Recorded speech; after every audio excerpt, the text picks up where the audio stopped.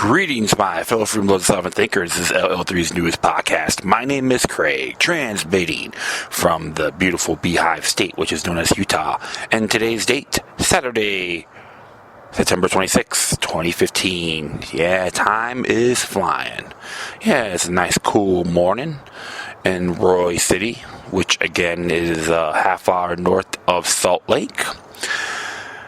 And I know everyone's talking and hyping about Pope Francis and his one world order rhetoric in his own way, trying to convince people and his so-called disciples to give up everything, let people in, no more diversities, no more individualities.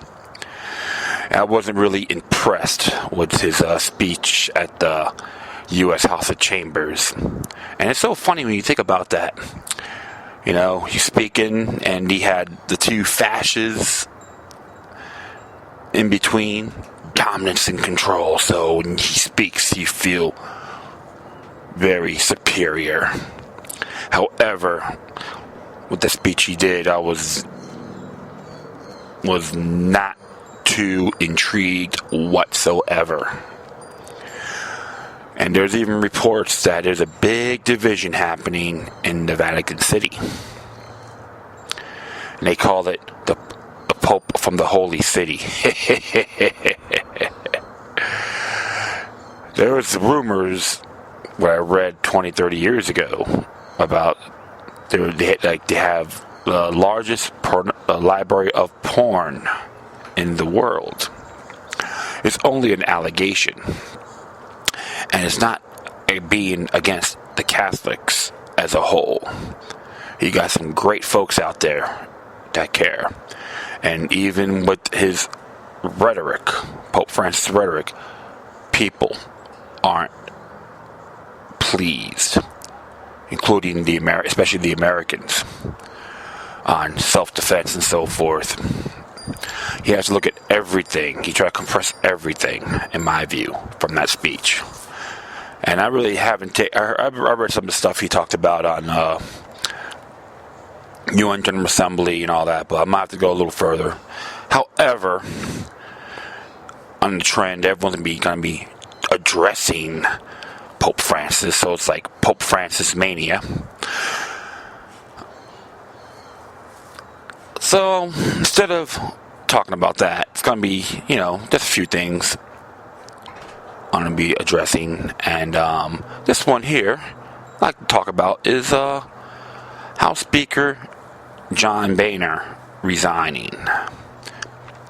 Actually, it's pronounced Boehner, but people find that maybe offensive. But I will pronounce his name as Boehner if he likes it or not. So, here's an interesting viewpoint, which has merit, in my observation. It's entitled, "The Back Story Behind John Boehner's Forced Resignation." And it says here, this is why Speaker John Boehner resigned. As it reads here, it is now, a couple dogs are playing. Oh. It is now well known that John Boehner is a dedicated lifelong Roman Catholic. It is also known that he has pushed for having the Pope come to America and address the U.S. Congress over many years. Meeting the Pope has always been a dream of Boehner's, which has just come true. We first to realize, and it looks like this dog is playing here, we first realized that such a moment would trigger a realization of his profound betrayal of the Roman Catholic Church, teachings, and universal morality.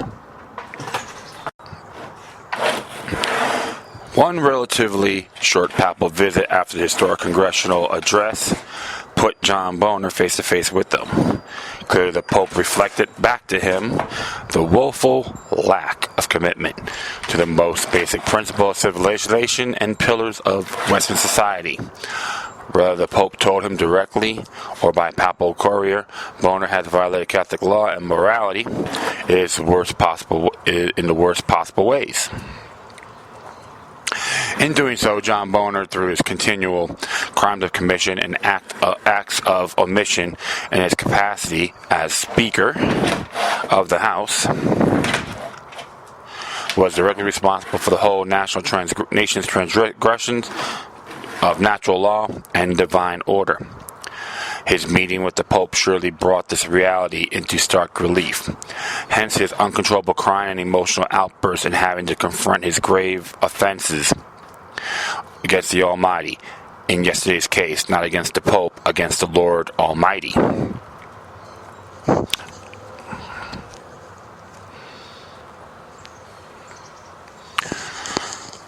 These assertions are made without a hint of hyperbole.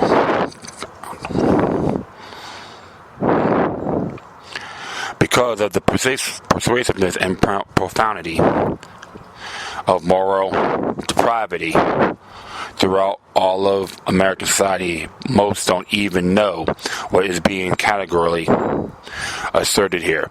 John Boehner, more than anyone else in the U.S. federal government, was in a position to challenge President Obama's morally bankrupt agenda. Instead of using his power to stop or slow down Obama's nefarious plans, he enabled the Obama administration.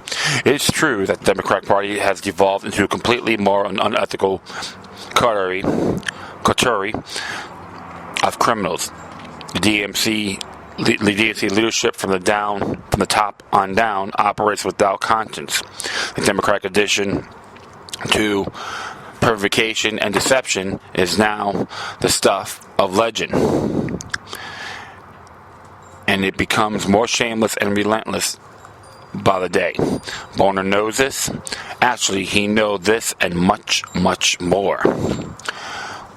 What's the key point? What are the critical repercussions of Boehner's conduct? Because of John Boehner's serial negligence and shocking resistance to legislating righteously, he is now responsible for pushing the American Republic into an unprecedented emergency, if not downright collapse.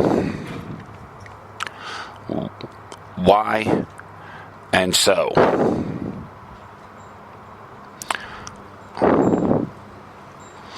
But he has received hard and indisputable evidence that Planned Parenthood has been committing the most serious felonies in broad daylight for many years. And what his response? He rebuffed his Republican peers in the House and instead enables the hardcore criminals on the other side. That's not to say the Republican side does not have its many criminals as well. The W. Bush administration had a whole penitentiary of incorrigible criminals in its midst, back to the odious crime syndicate known as Planned Parenthood. Yes, when you sell the body of aborted fetuses, you are a hardcore criminal, or the worst order. And yet Boehner continued to protect this thoroughly corrupt organization and their co-conspirators every single day in spite of being provided categorical evidence of their criminality.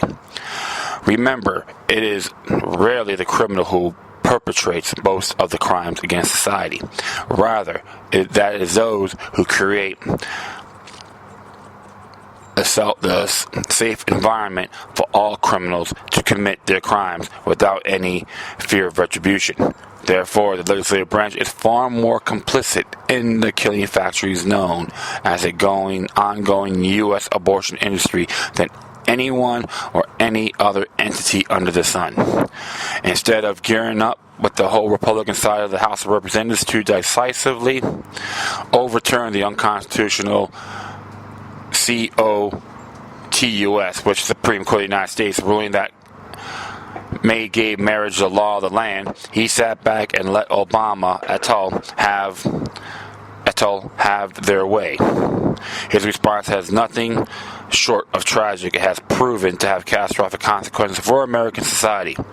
At the end of the day, that sole perverted decision will not only destroy the nuclear family, it will also destroy this nation. Not only has it reversed millennia of religious tradition across all religions, it fouls in the face of natural law and divine law. Further, it represents an assault on the moral order of the universe. Again, it was that John Boehner chose not to do in the wake of the disastrous Supreme Court of the United States ruling. He took the most political position possible when the most apolitical approach was desperately needed. Supreme Court judges do not make laws, they adjudicate it. Boehner knows this well and let it the obvious wrong side of the dysfunctional Supreme Court get away with the winning day. The results are nothing less than calamitous for civil society. Boehner's stewardship has permitted the tearing of the social fabric of America as no other speaker in history. Now, everyone knows why Boehner is always crying. Where it considers the national debt, John Boehner again allowed Obama and company to get his entirely self-serving ways. Doesn't every unaccountable despot just want to spend all day long and never be held accountable? In this particular regard, Boehner has done this nation a terrible disservice, for it is financial house of the USA that is truly such a disarray, perhaps more than any other. This is where the United States is in deep trouble because John Boehner refused to let the fiscal conservative caucus be heard. In fact, he has quite ignorantly suppressed their initiative to fix the country's finances. His response to their vital legislation only thwarted was what was desperately needed at the time. The USA may not be well past the point of no return in this regard. Failure to carry out the single most important responsibility of the House of Representatives will have extremely serious repercussions. The turmoil in the stock markets worldwide reflects this foolhardy level of indebtedness, upward of $18.5 trillion. So does the inability of the Federal Reserve to function with any degree of efficacy? The Fed cannot even set effective monetary policy anymore. Servicing the debt load is now overwhelming and drains the nation's treasury daily. Truly, the House has failed woefully under Boehner's leadership in this particular regard. Boehner's political status had reached a point of no return. There is also a very practical reason why Boehner was disposed as Speaker. He betrayed more members of the Republican Party than any speaker in U.S. history. It was a conservative base that was a recipient of his constant betrayal. Many of the prominent members of the Tea Party leadership, in particular, were victims of his unseemly, unacceptable behavior. There is a short list of articles below which catalog only a few of these serious political indiscretions. The issue here of paramount importance is that John Boehner really pissed a lot of powerful conservatives. He violated their trust in ways never seen in conduct of the speakership. Not only did he outright deceive the members of his caucus, he outright lied to them in the process of advancing some of the most dubious aspects of Obama's agenda. Quite frankly, no one has ever seen anything like it. Anyone who follows House politics closely had been floored by the fact that Boehner has lasted so long. Conclusion: because the USA has experienced the most tumultuous and turbulent years of its existence since 9/11, much has fallen on the shoulders of Boehner and his political peers. Nevertheless, during such demanding times, leadership is challenged to rise the occasion. Rather than meet those challenges head-on, John Boehner reflexively did the opposite. Hence, the Pope had to fire him on his job. The consequences of Boehner's speakership will simply too cataclysmic to further ignore. The whole world is suffering terribly from his deficiencies and failings. The time we live in are simply too demanding to take the path of least resistance, as Boehner almost always did. One of the most crucial matters, he particularly failed the American people. Therefore, he had to go. The Conservative caucus was getting ready to make his life very difficult indeed, so it was better that the Pope kicked him out of the door. We make no judgment of Boehner as a person, only as a public servant. In that regard, his professional performance has caused an unmitigated disaster. His crying episodes clearly demonstrated that he was never up to the task. They also indicated a couple of other very important issues. First, that he's probably on medication makes him hypersensitive. Anyone in his position should not be on such emotion-altering pharmaceutical drugs. Such mind-altering prescriptions also make one highly vulnerable to mind control programming. People in such an influential positions are also susceptible to being bribed and blackmailed, as well as compromised in a whole number of ways. Secondly, John Boehner seems to have a conscience that he was continually at war with. He knew that he was doing wrong, but he was ordered to do so. He also knew when he was not doing the right thing, but knew he could not buck his masters. Hence, the $64,000 question in the saga is just, who are Boehner's real masters? Certainly, the American people are not. The state of affairs would indicate that treason is being routinely committed at the highest levels of the U.S. government, which is entirely true. John Boehner is the only one of many elected officials who answer to some all-powerful and unseen force. His hasty exit from government and political life ought to be compelled every American citizen to ask why. So, who did John Boehner really work for, if not the U.S. citizenry? Here's an author's note. It is never a pleasant task to write such an account of a man's work. John Boehner probably has no conscious clue how far he strayed from the core principles of public service. Nonetheless, because he works for the American people, this expose had to be written. All public servants are necessarily held to a much higher standard. Not only do we taxpayers compensate them from their services, they are obligated to carry out the collective will of the people, and always that which is the highest for the highest good. Mr. Boehner got caught up in a very dangerous game during very precarious times. He completely lost his way, as any man can lose his way.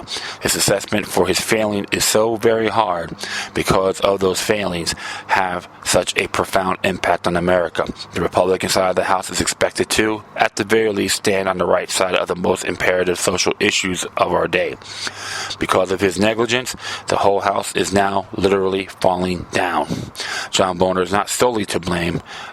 The many other Republicans have been abandoned. Their core principles are equally responsible for this national tragedy.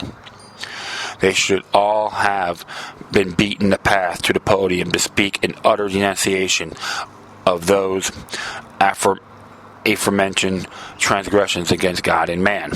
As the leader, it fell upon to hold the torch high so that all would follow.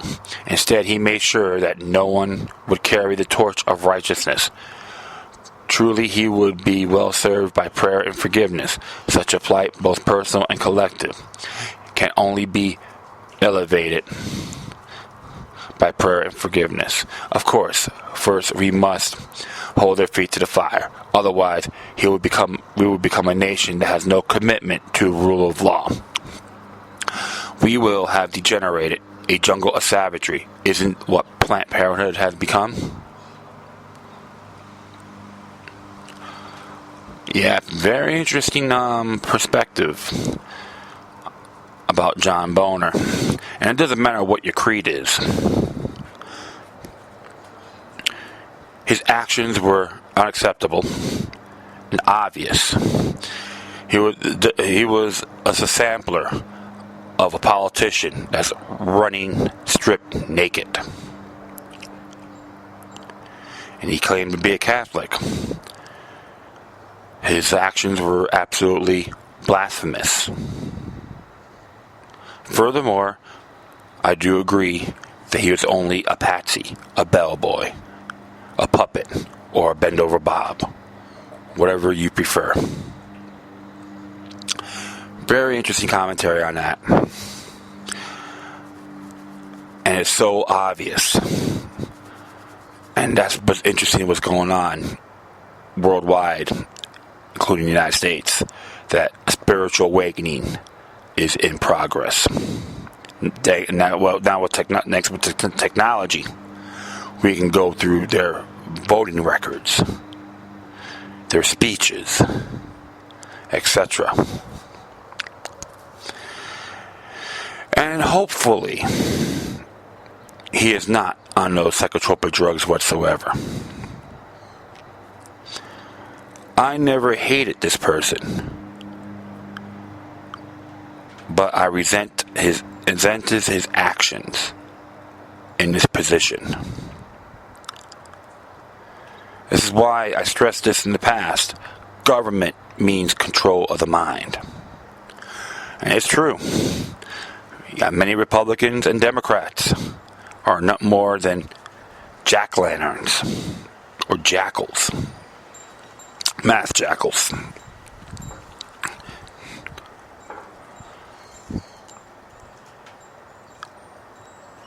And of course, we don't know who the oligarchs are, his masters. So, you have to make that own judgment on him. I know a lot of people, a lot of my friends and Facebook pen pals, whether they're Democrat, Republican, they said the same thing. They condemned his actions. And let's see an interesting view too on Judicial Watch's statement on John Boehner's resignation.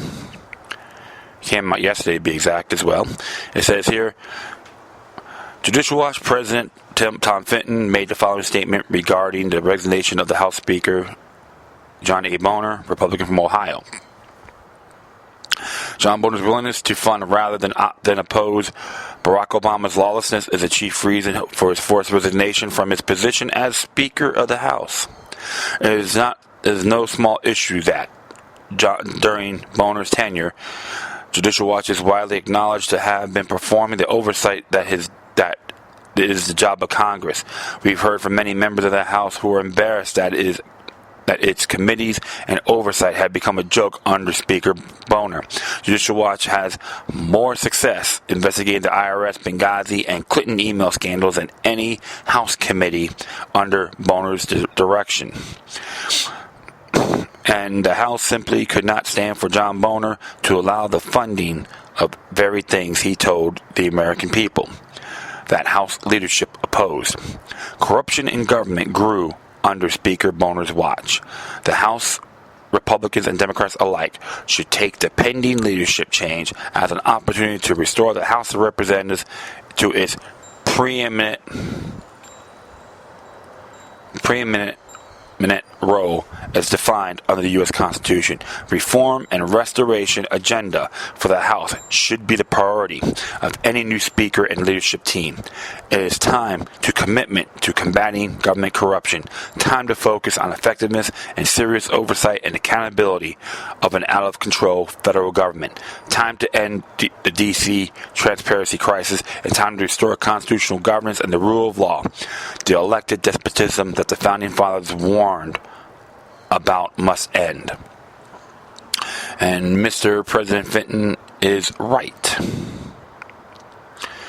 This is why we have duties as persons in the United States, whether you're natural born or naturalized. We have these obligations to put their feet to the fire. Any federal law that is unconstitutional, nullify.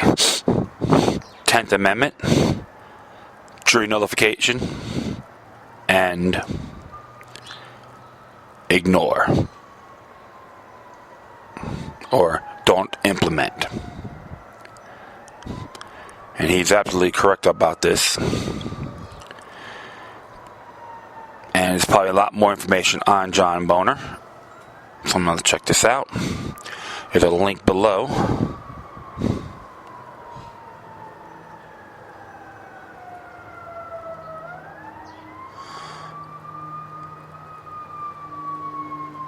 Nothing there. Okay.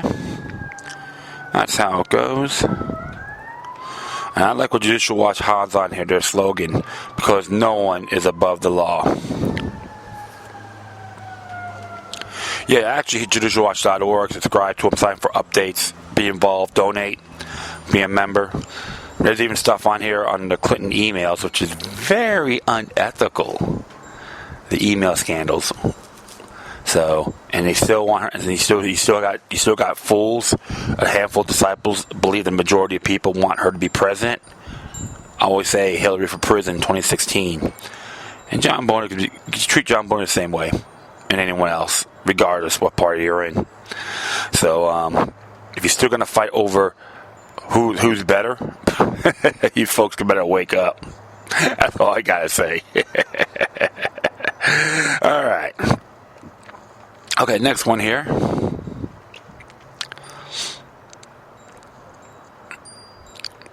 It actually came out yesterday as well for the Ron Paul Liberty Report. And it says here, no wonder 60% of Republicans feel betrayed by their parties. This is by Chris Roncini. One of the most successful political myths in America may finally be hitting the wall. The myth is that the Republican Party stands for a small, limited government as compared to the Democrats, who just spent and buried the nation in debt. The truth is that both parties stand for growing the government as much as they possibly can. This truth has been hiding behind a thick smoke screen erected by members on both sides. Republicans yet again are campaigns as the good cop. Just trust them, elect them, and they'll shrink the government monster this time. Obama has gone off the deep end, and you need a good Republican to rein it all. Of course, it is all a lie. One Democratic side, the myth is perpetuated by the likes of Paul Krugman, who writes today. But Reagan insisted that government is always a problem, never the solution, and this has become dogma on the right. This is how the myth continues to maintain its strength. Both sides perpetuate it. They treat it as truth. Let's look at the numbers, shall we? Here's a chart displayed the spending habits of the presidents. So-called limited government presidents are in red. And it shows you their whole debacle, how much they're spending on a fiscal year. And it's definitely look at the charts when you have a chance. A lot higher since 1945. Actually, yeah, exactly. As after World War II, and let's say George W. and Obama. Like almost the same here. So it looks like in a one-way street, doesn't it? Without the debt, again, the good guys are in red. And it looks at right here, federal debt by president, political party. And, of course, the debt ceiling went up after, like Bush helped raise it, and Obama's administration accelerated it.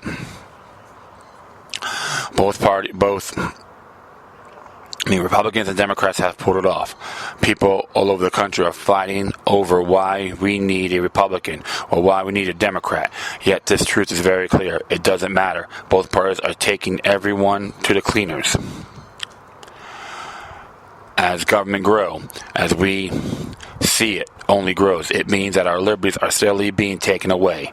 You can't have it both ways. You can't have the biggest government in history of mankind and remain free.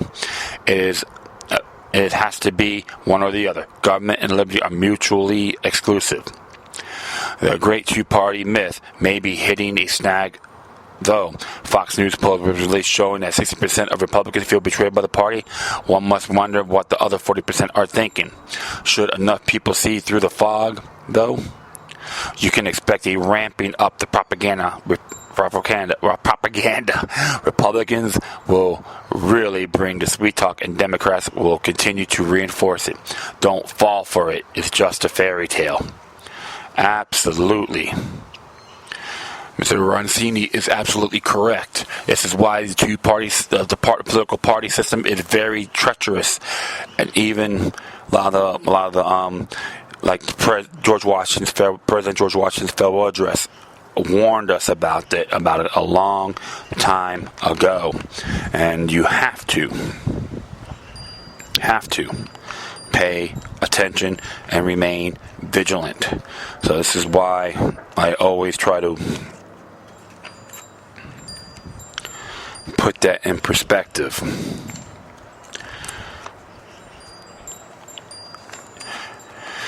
And of course, even during my time when I supported Ron Paul, it's always on principle. People call me the kook. He wears a tinfoil hat. Now, look what's happening. Can you defend it? Refute it? My friends out there that are both neocon, neo-lib, neo-quack sympathizers? Ridiculed for all these years on it, and now it's blowing back in their faces. Ha ha ha. I'm not being arrogant about it, my friends. It's just sometimes you just like to smack these people upside the head. And this is why I'm always been a real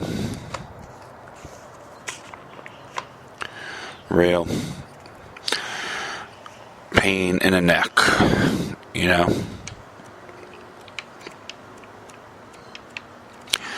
I'm just like going through a little book here, so if you hear the pages flapping.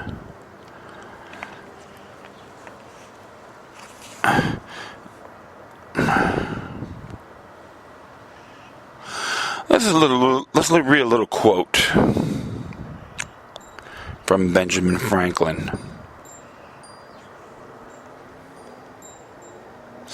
It says right here.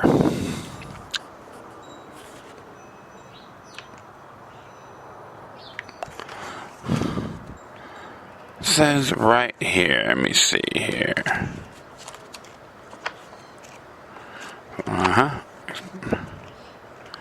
Yep, I'm just trying to look around here. Yeah, just a couple quotes I'm going to read from Ben Franklin, from the Real Benjamin Franklin book. It says here, from Thomas Treasures from Benjamin Franklin, it says here, frugality makes money. When you incline to have new clothes, look first well over the old ones, and see if you cannot shift with them another year, either by scoring, mending, or even patching if necessary. Remember, a patch on your coat and money in your pocket is better, more credible than the writ on your back and no money to take it off. So what he's saying is, secure your assets more than manifest over material things. So, because you never know, things can happen. It's like a preparation. And we could go look here as well on government. Why so economical in early America? The expense of our civil government we have always borne can easily bear because it is small. A virtuous and laborious people may be cheaply governed, determined as we do to have no offices of profit nor any sinecures or useless appointments, so common in ancient or corrupted states. We can govern ourselves a year for the sum you Englishmen pay in a single department for our one job being contracted by the favor of a minister can cheat you out in a single article. Very interesting stuff about betrayal, right? So, frugality, responsibility, and small government has always been a decent key. So this is like these first few articles you could talk about. What I read, it's a very good example. They ignored one of the founding fathers' warnings. Benjamin Franklin was a very good example. So that's why I haven't really used these books in a while, and I should now and then, just to educate everyone out there worldwide. Because I like to thank my followers for just tuning in. I'm getting people this time by getting people from Canada, Cambodia, Israel, and Indonesia once in a while, which is pretty cool. And of course, folks from the United States too. They really help. And I have a couple people I didn't know in South Florida. Friends of mine told me they heard my show. They want to meet me. So when I head back there, we'll make that arrangement to the brothers out there. So I've got. I think the Hampton brothers, so I could be mistaken. So, hopefully one day I'll meet you guys out there and we just mingle, talk, and share information. You all right? So, all right, enough of that. The next one here is going to be from an activist post. Came out a couple of days ago, believe it or not. And it's titled, Google Starving Out Independent Anti-War Journalists. Is by Joel Wright.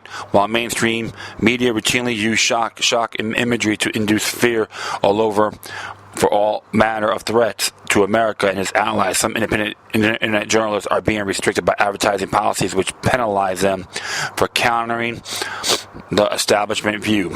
A disturbing trend seems to have emerged around March 2015. On the 24th, longtime YouTube activist Luke Podolsky from RealChange.org announced his suspicions that his YouTube account was targeted for an extreme downturn. In the last few days, we noticed our YouTube members take a massive downturn, while the majority of our new videos and top videos have been demonetized with no explanation at all. We looked at our website and social media numbers, and they were better than ever, but for some reason, our YouTube channel took a massive hit.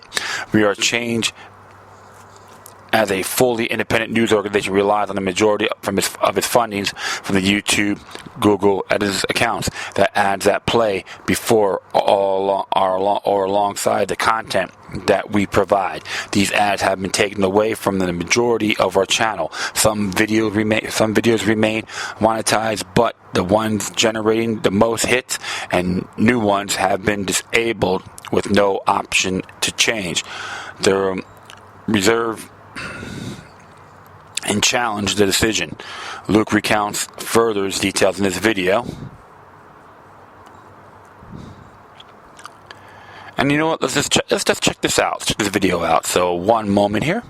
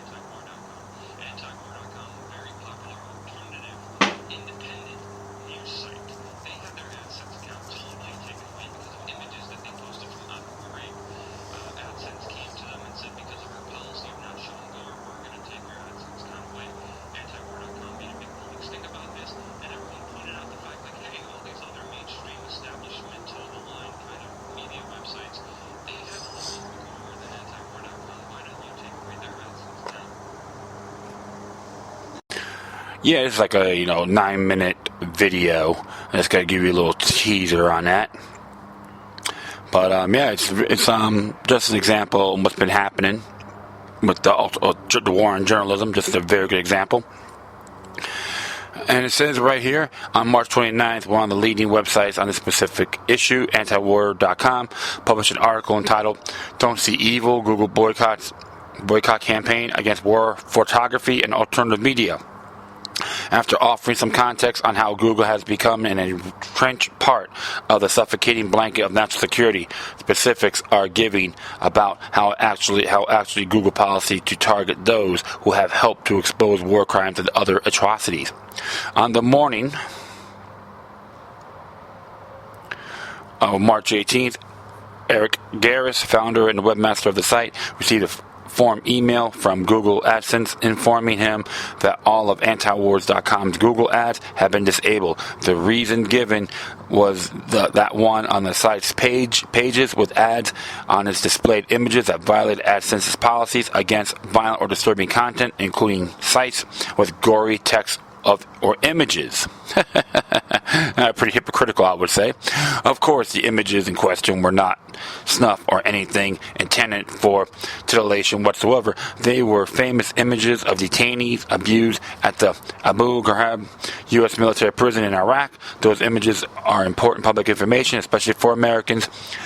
They are previously secret documentation of horrific state violence inflicted in our name and funded by our tax dollars. Rather being a blip on the screen, or perhaps a glitch, as activist post owns Google issue was deemed to be, the pattern continues and may be widened in the scope. We Are Change put a tweet on May 20th bringing attention to another of their videos that had been targeted. Luke Radowski, important. YouTube has just demonized our video that is going viral criticizing Hillary Clinton supporters. And of course, there's you could be a sponsor. And there's another paragraph here, which I've seen this before, is Storm Cloud Gathering. They've been having problems as well. It says the latest site to be victimized by YouTube policy is a fantastic work of Storm Cloud Gathering, a channel that alternative media routinely features. It has grown 465,000 subscribers and 45 million views. It should be purely positive story of how one husband and wife team up, build a massive platform for anti-war activism and political analysts. It shows both power that each of us can wield, as well as the power of the message itself, which continues to grow exponentially. But apparently with those connections to the military surveillance complex feel extremely threatened. The story of Storm Cloud's Gathering must be heard in this video. It is a highlight and important human element behind our daily news feed. And yes, I have seen I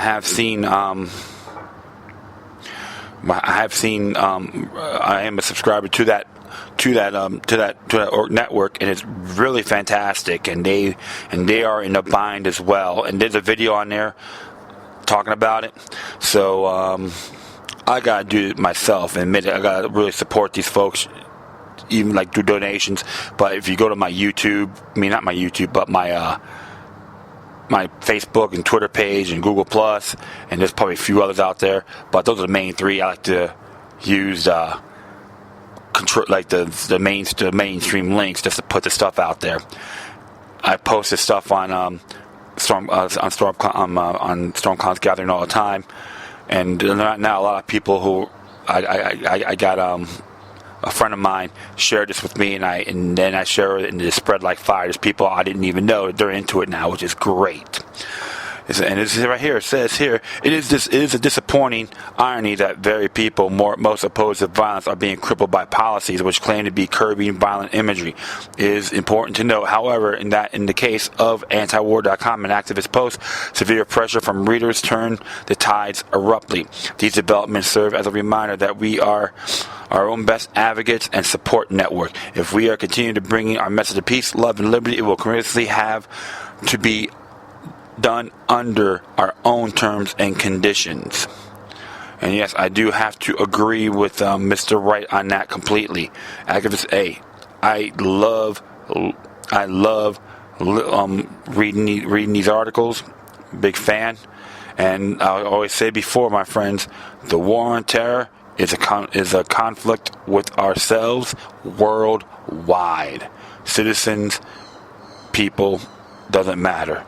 This is why you have to always pay attention, be proactive. What you're good at, and like sharing information. When you share information, you are resisting. You are participating.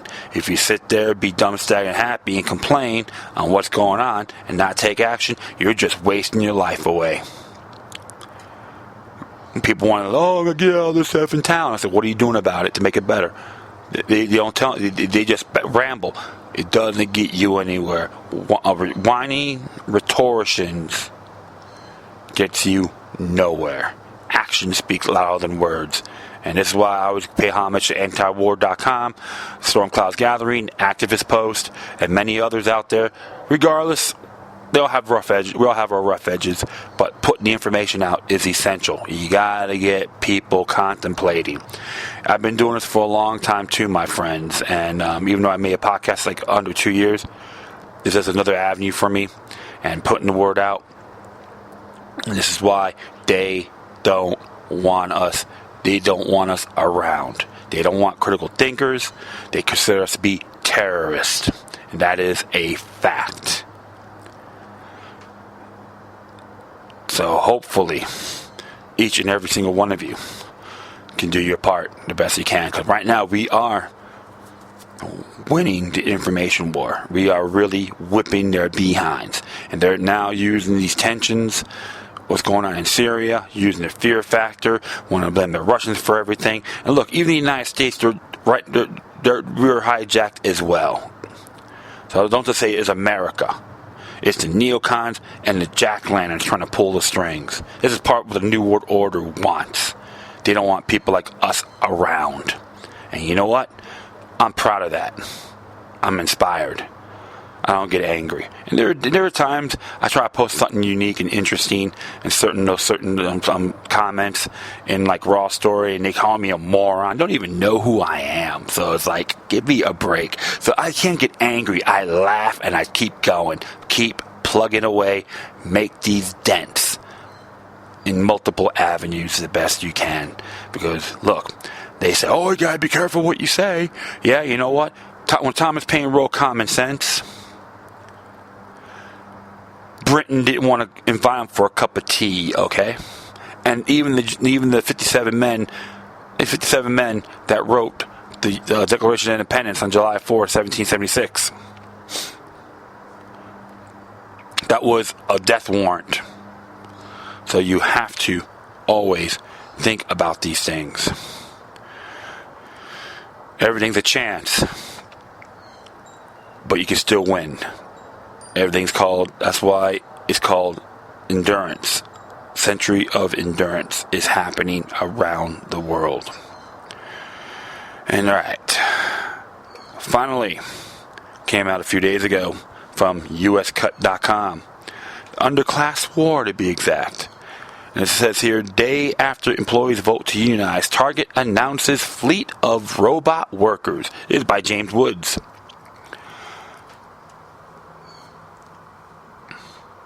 It says here, just a day after pharmacy workers from a Brooklyn Target store formed a union, the company announced plans to replace employees with robot workers in the near future. Last week, it was reported that the pharmacists had submitted their initial micro-union filing with the National Liberalization Board after initial ballot vote was 7-2. Filing was noteworthy as the workers become the first union at any Target store since the retailer opened in 1902. Yet less than a week later, a seemingly unrelated press release, Casey Carl, the Chief Technology and Strategy Officer at Target, announced the company's plan to develop automation systems and replace workers with robots in their retail locations as part of the new program with Techstars, a industry leader with a reputation for accelerating startups. We know that technology will continue to revolutionize retail and that Target's future will be built on innovation. That's why we're so excited to partner with Techstars and invite the world's most promising startups to work with Target right in our backyard. For the last few years, Target has been increasing their share of the e-commerce sector since taking back control of their digital fulfillment with Amazon, which also use robot workers. But now they are looking to integrate their portion of their business with their brick and mortar locations to create a speedy grocery delivery service, which will require an investment in technology. That, combined with groups and politicians working towards a $15 an hour minimum wage, has pushed Target to announce that within 2 years, they will have a concept store open that will include robots head instead of associates. Large corporations such as McDonald's and Walmart have been using the threat of automated workers for years to keep wages low and suppress unions' growth within their stores, but have so far have been unsuccessful in automating the customer service portion of their operation. This was from James from the internet. He's an independent journalist based in New York City, which can be reached on Twitter. Oh yeah, this is more garbage for your buck, I always say, my friends. This is why I always tell folks you got to remain vigilant. You cannot jump to conclusions. And it's a real shame, real shame. The $15 an hour may be good, but the problem is money's fiat. It's out of thin air. How about if we just go back to the fiduciary note? It would be a lot healthier. A lot healthier. And Target is another big corporate chain. People say, oh, you're going to Walmart or Target. See, people have been conditioned to go to these big chain stores. This is how I look at it. You want to get rid of these companies? Shop locally. Shop independently. Invest in your money. And you know what? They will all crumble. Because I remember the time, too, when in Jacques, Quebec, you probably could look this up, about the workers over there organized to get representation. Walmart shut the whole store down. There's a video on that too. You can look it up. I'm not making this up whatsoever. And what was funny, when the helicopter left, everyone, all the workers had their middle finger up to the helicopter, and they go, even though we lost our jobs, we still felt victorious, because the bottom line is this: they need us more. We need them. Those folks will survive, and I read and heard they're doing okay, which is fantastic. So, like I tell folks, support local shops. Try to discourage on some of the big mainstream franchises. I've been pretty good. So I have my foul ups. I would admit that. But overall, because we've all been swindled or programmed to go to these facilities one way or the other. So I'm a human being myself. I admit it. But you got to take that initiative on bettering yourselves, and including if you have children, and talk to your friends, strangers, enemies, don't matter. Shop locally will be the key, because these companies need us more. We need them. And you know what? Even with automation system, you need human beings to fix them. So think about that. So how would people get involved in be mechanically inclined on fixing these robots? But here, they need us more. We need them. Another thing too, these automated systems, they have flaws as well. The human mind is still the greatest